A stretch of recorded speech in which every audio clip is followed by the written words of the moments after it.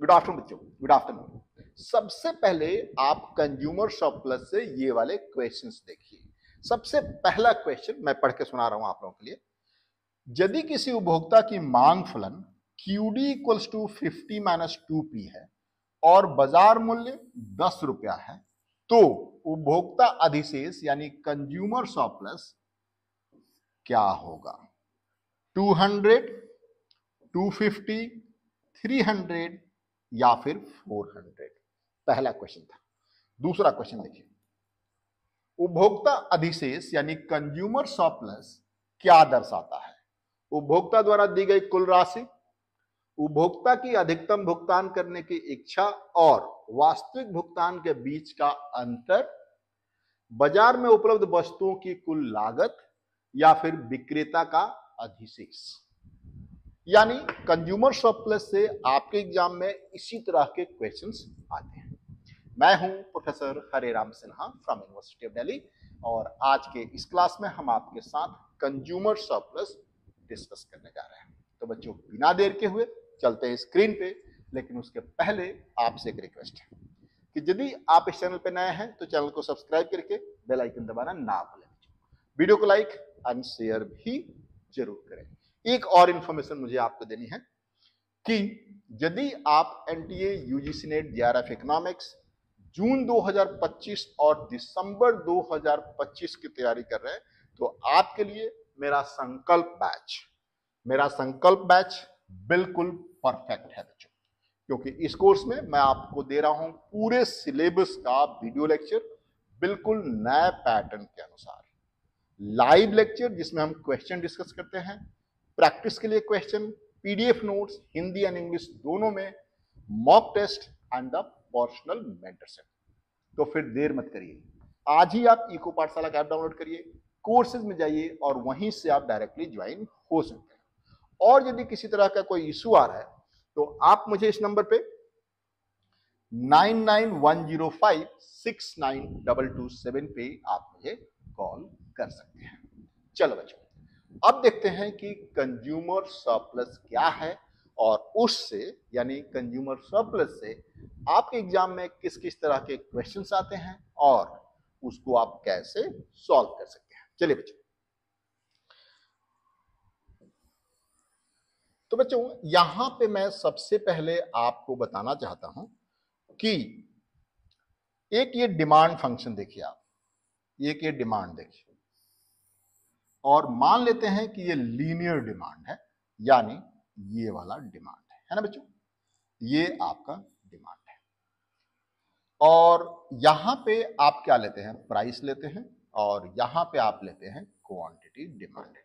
ठीक है, सबसे पहले आप ये भी जानते हैं कि जो डिमांड कर्व जो होता है ना, वो मार्जिनल यूटिलिटी को रिप्रेजेंट करता है, वो मार्जिनल यूटिलिटी को रिप्रेजेंट करता है। यानी ये जो डिमांड कर्व है आप इसको मार्जिनल यूटिलिटी भी कह सकते हैं, ये आप इसको मार्जिनल यूटिलिटी फ्रॉम X भी आप इसको कह सकते हैं।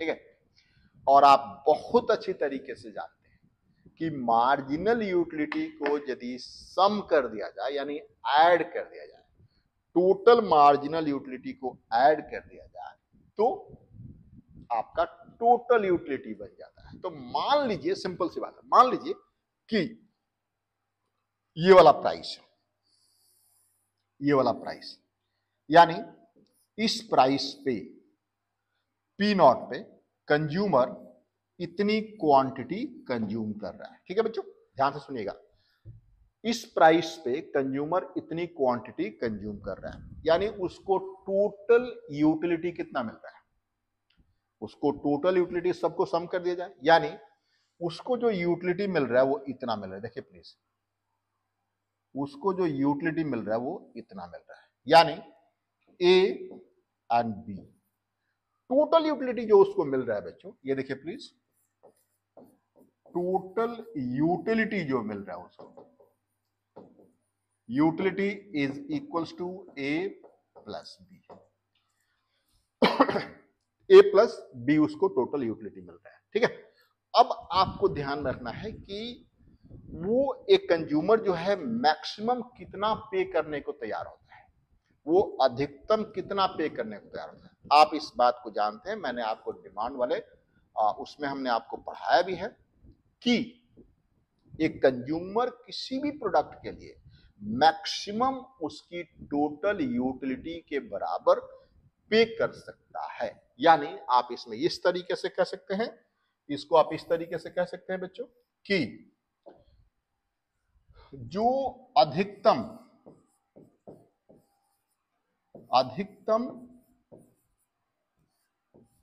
विलिंगनेस टू पे,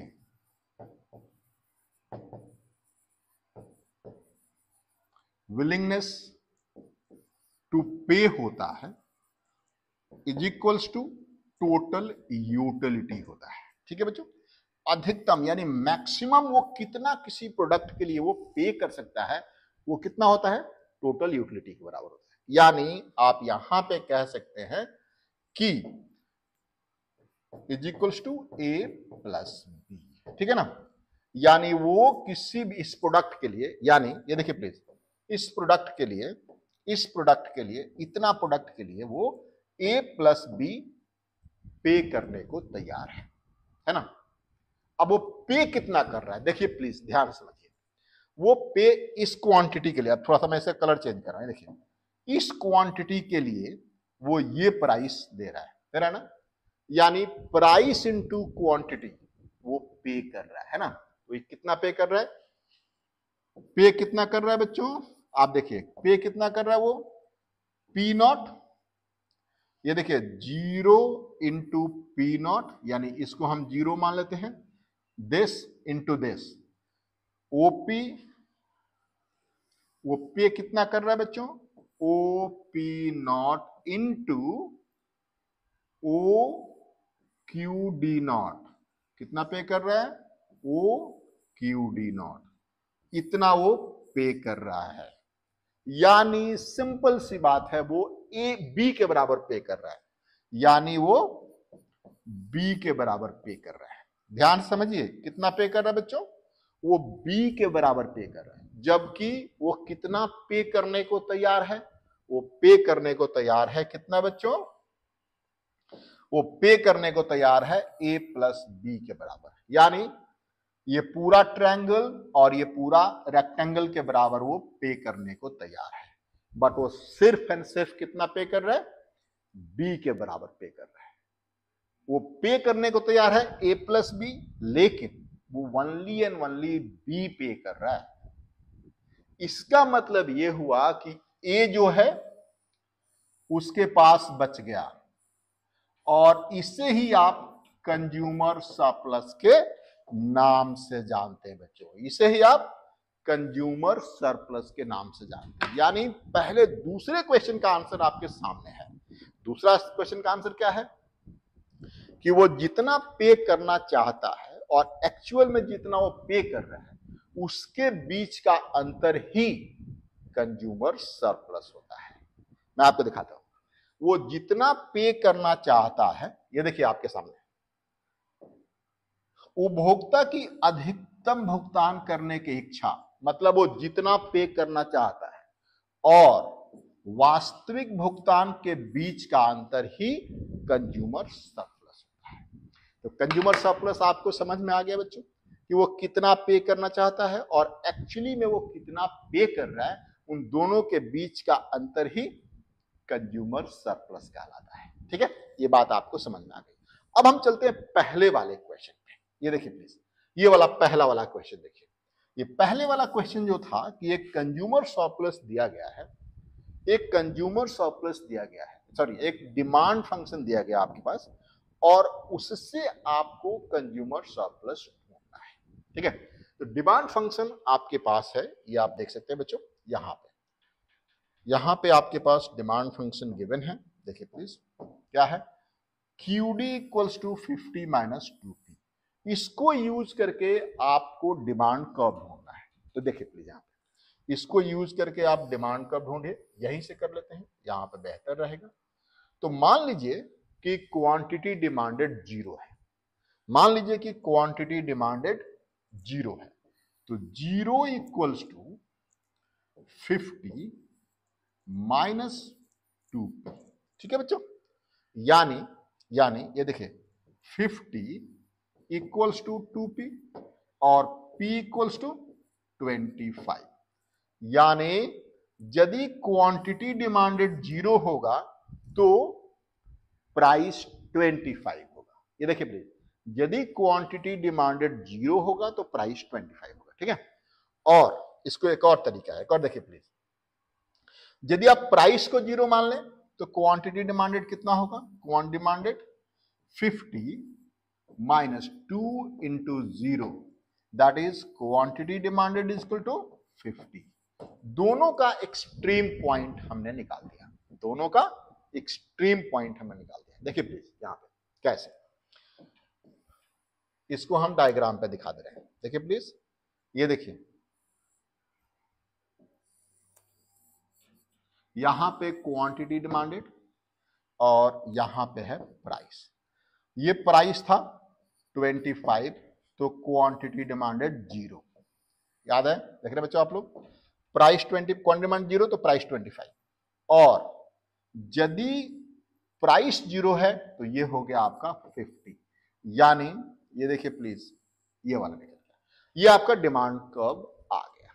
ठीक है, अब आपको ढूंढना है, यहां पे कह रहा है कि यदि मार्केट प्राइस 10 रुपया है, मार्केट प्राइस 10 रुपया है तो कंज्यूमर सरप्लस क्या होगा। देखिए प्लीज, मार्केट प्राइस यदि 10 रुपया है, यानी ये देखिए प्लीज,